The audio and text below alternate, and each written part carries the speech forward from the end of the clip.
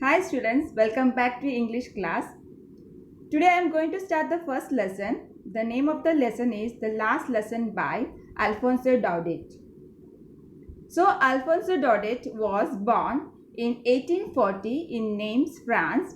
He was a French novelist, playwright and short story writer. He began his career as a teacher but later turned towards writing. Daudet wrote The Last Lesson to depict the pathos of the social condition where people were forced to learn a foreign language. It highlights the importance of one's language in one's life for the very existence of a race and how crucial it is to preserve it. Before I start the lesson, let's go through the themes of this lesson. There are two themes in this lesson which the author wants to convey to us. The first one is the impact of war on the lives of people. And second one is importance of all language or linguistic identity. So what is the first, we will go through the first one, the impact of war on the lives of people. As you know, war destroys communities and families and often disrupts the development of the social and economic fabric of nations. The effect of war include long-term physical and psychological harm to children and adults as well as reduction in material and human capital. So we will see the second one, the importance of all language or the linguistic identity. So what is linguistic identity? Linguistic identity means that you consider yourself belonging to a certain group of people that speak your language. Language programs people to think in a certain way. As people think in a certain way, they create a culture.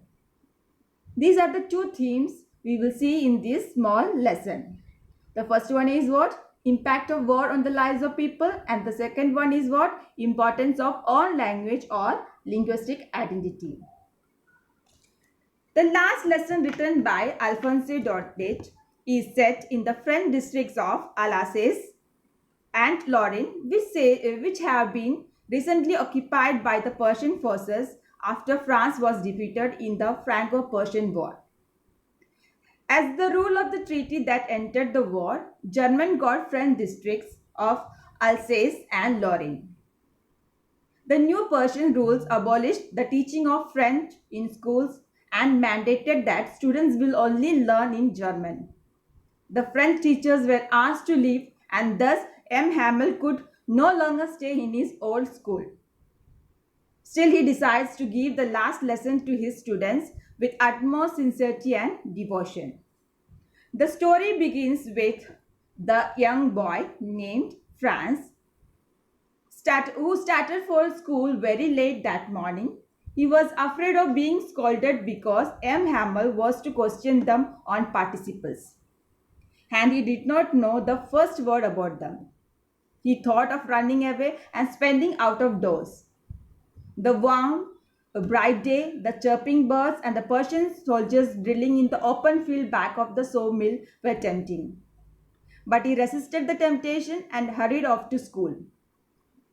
There was a great, huge crowd in front of the bulletin board near the watcher. The blacksmith asked Franz not to go so fast. He assured the boy that he would get to his school in plenty of time.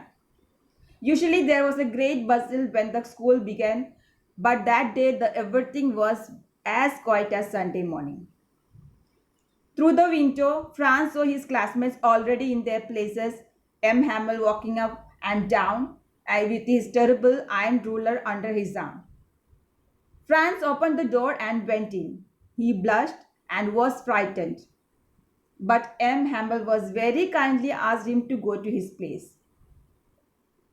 Franz noticed that their teacher had put on his beautiful green coat, his frilled shirt, and the little black silk cap, all embroidered. He wore these only on inspection and prize days. The village people were sitting quietly, usually empty backbenches. Everybody looked sad, and Hauser had brought an old primer M. Hammer said that it was the last lesson he would give them. Henceforth, only German was to be taught in the schools of Alsace and Lorraine. The new master would come the next day. This was the last lesson of French. He wanted them to be very attentive. Franz felt very sorry that he had not learned his lessons properly. The idea that Hamel was going away made the narrator forget all about his ruler and how cranky he was. Now Franz understood why M. Hamel had put on his fine Sunday clothes and why the old men of the village were sitting there. They had come to thank the master of his 40 years faithful service and to show their respect for the country that was theirs no more. M. Hamel asked Franz to recite. He stood there silent. And the teacher did not scold him. He confessed that his parents and the teacher were at fault. Then he talked of the French language, the most beautiful and the language in the world, the clearest, the most logical. He then asked them to guard it among them and never forget it. Their language was the key to their prison. Then they had the lesson in grammar and writing. The pigeon cooed very low on the roof. Franz thought if they would make even the pigeons sing in German. All the while, M. Hamel was sitting motionless in his chair and gazing at one thing or the other. His sister was packing their trunks in the room above as they had to leave the country next day. After writing, they had the lesson in history.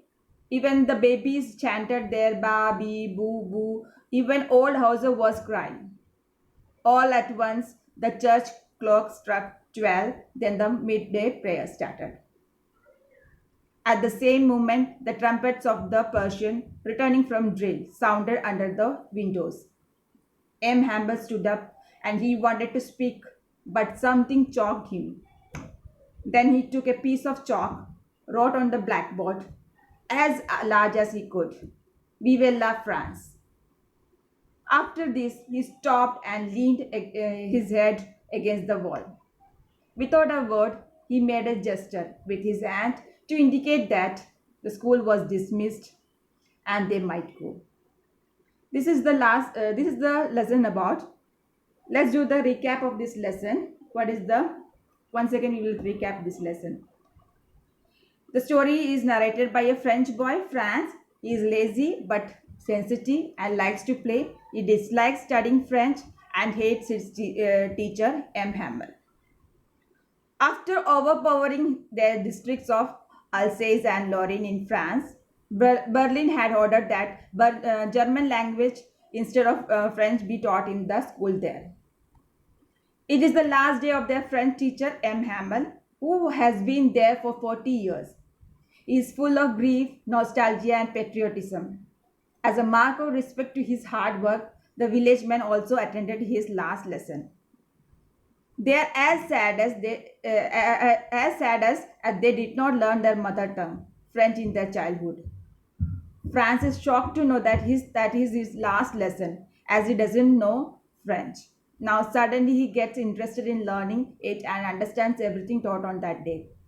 He develops an instant liking for the teacher and respects him for his sincerity and hard work. He feels sad at departing from him and is ashamed for not being able to recite the lessons of participles. Hamilton tells them that they all are at fault for not being eager enough to learn, putting it off to the next day. He blames himself for not teaching them sincerely. His patriotism is reflected by the in his praise for the French language as being the most beautiful and most logical language in the world. It tells the class to guard their language as being close to one's language is the key to escape from the prison of slavery. It will help them in getting free from the Germans. They realize the importance of learning their mother tongue and they have been defeated by the Germans because of their illiteracy.